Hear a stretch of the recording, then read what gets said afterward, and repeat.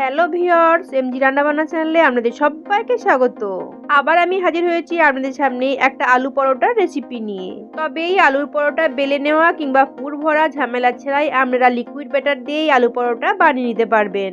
ঘরোয়া খুব সামান্য কিছু উপকরণে আর খুবই অল্প সময়ের মধ্যেই আপনারা এই আলুর পরোটা তৈরি করে নিতে পারবেন। সকালে জলখাবারে কিংবা বাচ্চা থেকে বড় যে কারো টিফিনে অনায়াসে আপনারা দিতে পারেন। খেতেও যেমন টেস্টি আবার স্বাস্থ্যকরও বটে। আশা করছি আপনাদের সকলেই ভালো লাগবে। যদি ভালো লাগে তাহলে প্লিজ একটা লাইক দেবেন, আর আমাদের চ্যানেল নতুন বন্ধু হয়ে থাকলে চ্যানেলটিকে সাবস্ক্রাইব করে আমাদের পাশেই থাকবেন। আলুর পরোটা তৈরি করার জন্য প্রথমেই নিয়েছি কিছুটা সেদ্ধ আলু, আর আলুটাকে একটা চামচ দিয়ে এইভাবে ম্যাশ করে নিচ্ছি। তবে খেয়াল রাখতে হবে আলু যেন ভালোভাবে ম্যাশ করা হয়, আলুর মধ্যে যেন ঢেলা ভাব না থাকে। আপনারা চাইলে গ্লাসের পিছন দিকটা দিয়েও আলুটাকে ভালোভাবে ম্যাশ করে নিতে পারেন। আলুটা ভালোভাবে ম্যাশ করা হয়ে গেছে। এখন আলুর মধ্যে দিয়ে দিচ্ছি কিছুটা কুচিয়ে রাখা পেঁয়াজ। আর আপনারা দেখে হয়তো বুঝতেই পারছেন আমি পেঁয়াজটা এখানে কতটা মিহি করে কেটেছি। দিয়ে দিচ্ছি কিছুটা মিহি করে কুচিয়ে রাখা লঙ্কা, যে যার স্বাদ মতো লঙ্কাটা বাড়িয়ে বা কমিয়ে নিতে পারেন। দিয়ে দিচ্ছি কিছুটা মিহি করে কেটে রাখা ধনেপাতা। দিয়ে দিচ্ছি খুবই অল্প সামান্য জিরে গুঁড়ো, আর দিয়ে দিচ্ছি হাফ টিস্পুন মতো কাশ্মীরি রেড চিলি পাউডার, এতে পরোটাটা দেখতে ভালো লাগবে। দিয়ে দিচ্ছি খুবই অল্প সামান্য চিলি ফ্লেক্স, আপনারা চাইলে এটা স্কিপ করতে পারেন। স্বাদটাকে ব্যালেন্স করার জন্য দিয়ে দিচ্ছি খুবই অল্প সামান্য চিনি, এতে পরোটা খেতে মিষ্টি লাগবে না, কিন্তু খেতে ভালো লাগবে। দিয়ে দিচ্ছি খুবই অল্প সামান্য গরম মশলার গুঁড়ো, দিয়ে দিচ্ছি পরিমাণ মতো নুন, আর দিয়ে দিচ্ছি 1 টিস্পুন মতো সর্ষের তেল। আপনারা চাইলে সাদা তেলও দিতে পারেন, তবে তেলটা কিন্তু অবশ্যই দেওয়ার চেষ্টা করবেন। আর সব শেষে দিয়ে দিচ্ছি বাটির মাপ করে 2 বাটি ময়দা। এবার অল্প অল্প করে জল দিয়ে সমস্ত উপকরণ ভালো করে মিশিয়ে নিচ্ছি। তবে খুব বেশি জল একবারেই দিয়ে দেবেন না, অল্প অল্প করে জল দিতে হবে। আর সমস্ত উপকরণটাকে ভালো করে এইভাবে মিশিয়ে নিতে হবে।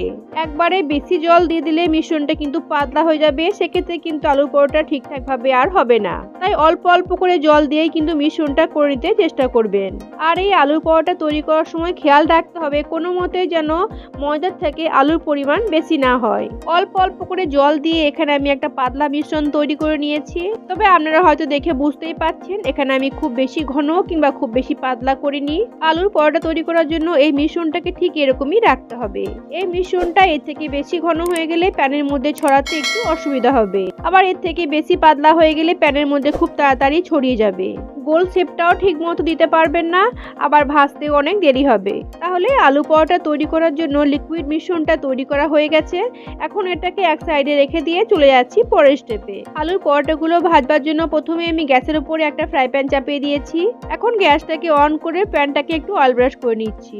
ভালো করে অয়েল ব্রাশ করে নেওয়ার পর আপনারা চাইলে একটা টিস্যু পেপার দিয়ে তেলটাকে মুছে নিতে পারেন। এবার গ্যাসের আঁচটাকে লোতে রেখে অল্প কিছুটা মিশ্রণ প্যানের মধ্যে দিয়ে দিচ্ছি। যেহেতু হাতাটা আমার একটু ছোট, তাই আরো 1 হাতা মিশ্রণ নিয়ে নিচ্ছি। প্যানের মধ্যে দিয়ে হাতার পিছনটা দিয়ে ভালো করে এইভাবে ছড়িয়ে দিচ্ছি, আর একটা গোল পরোটার শেপ দেবার চেষ্টা করছি। আপনারা দেখে বুঝতেই পাচ্ছেন এই মিশ্রণটা আমি খুব বেশি পাতলা কিংবা খুব বেশি ঘন করিনি, ওই জন্য চারি সাইডে ছড়াতে কিন্তু আমার একটু অসুবিধা হচ্ছে না, কিংবা খুব বেশিও কিন্তু ছড়িয়ে যাচ্ছে না। গ্যাসের আঁচটাকে লো টু মিডিয়ামে রেখে পরোটা কিছুক্ষণ হতে দেব। আপনারা দেখতেই পাচ্ছেন আস্তে আস্তে পরোটার ওপরটা শুকিয়ে আসছে। আর যখন দেখবেন পরোটা এইভাবে ওপরটা শুকিয়ে গেছে, তখন আস্তে আস্তে একটা স্প্যাচুলা দিয়ে উল্টে দিতে হবে। তবে পরোটার ওপরটা সম্পূর্ণ না শুকানো পর্যন্ত কিন্তু কোনো মতে উল্টাতে যাবেন না, তাতে করে কিন্তু পরোটা ভেঙে যেতে পারে। এখন গ্যাসের আঁচটাকে বাড়িয়ে দিয়ে পরোটাটাকে উল্টে পাল্টে ভেজে নিচ্ছি। একটা স্প্যাচুলা দিয়ে পরোটার চারি সাইডটাকে এভাবে একটু টিপে টিপে ভেজে নিচ্ছি।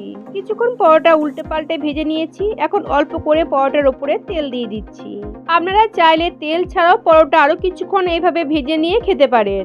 পরোটার উপরে অল্প একটু তেল দিয়ে পরোটা উল্টে পাল্টে ভেজে নিচ্ছি। ভিডিওটা নড়ে যাওয়ার জন্য তেল দেওয়াটা দেখানো সম্ভব হলো না, পরে পরোটাতে তেল দেওয়াটা আপনাদেরকে আমি দেখিয়ে দিচ্ছি।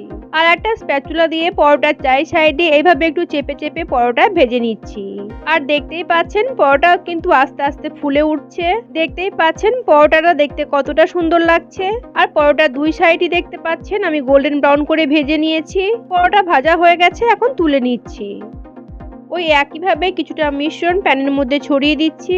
কিছুক্ষণ পর পরোটার উপরটা শুকিয়ে এলে পরোটাটাকে আস্তে আস্তে উল্টে দিচ্ছি। দেখতেই পাচ্ছেন পরোটার চাই সাইডে এইভাবে একটু স্প্যাচুলা দিয়ে চেপে চেপে পরোটা ভেজে নিচ্ছি। কিছুক্ষণ পরোটা ভেজে নেওয়ার পর অল্প একটু তেল পরোটার চাই সাইডে এইভাবে ছড়িয়ে দিচ্ছি।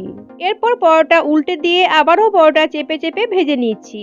তবে আর কিন্তু তেল দিচ্ছি না, এই তেলেই পরোটা ভেজে নিচ্ছি। আর দেখতেই পাচ্ছেন অল্প একটু চাপ দিতে পরোটা কিন্তু ফুলে উঠছে। যারা তেল পছন্দ করেন না তারা কিন্তু তেল ছাড়াও পরোটা এইভাবে ভেজে নিতে পারেন। আর এইভাবেই বাকি পরোটাগুলো ভেজে নিয়ে ফিরে আসছি। তাহলে দেখতেই পেলেন কত সহজেই তৈরি হয়ে গেল আমার আলু পরোটা রেসিপি, কোনো রকম বেলা পুর ভরা ঝামেলা ছাড়াই। দেখতেই পাচ্ছেন সমস্ত পরোটাগুলো আমার তৈরি করা হয়ে গেছে। আর পরোটাগুলোও দেখতে পাচ্ছেন কতটা নরম হয়েছে। আর এই আলু পরোটা খেতেও কিন্তু দারুণ টেস্টি হয়েছে। আপনারা চাইলে এইভাবে একবার বানিয়ে দেখতে পারেন। আশা করছি আপনাদের সকলের খুব ভালো লাগবে। আর দেখতে যতটা সুন্দর হয়েছে খেতেও কিন্তু তার থেকে অনেক বেশি ভালো হয়েছে। আগেও আমি একটা আলু পরোটা রেসিপি শেয়ার করেছি, আপনারা চাইলে দেখে নিতে পারেন, ডেসক্রিপশন বক্সে লিংকটা দেওয়া থাকবে। তাহলে সকলকে ধন্যবাদ জানিয়ে আজকের মতো আমি এখানেই শেষ করছি। আবার আমি ফিরে আসবো অন্য কোনো রেসিপি নিয়ে। আপনারা ভালো থাকবেন, সুস্থ থাকবেন আর আমার সাথেই থাকবেন।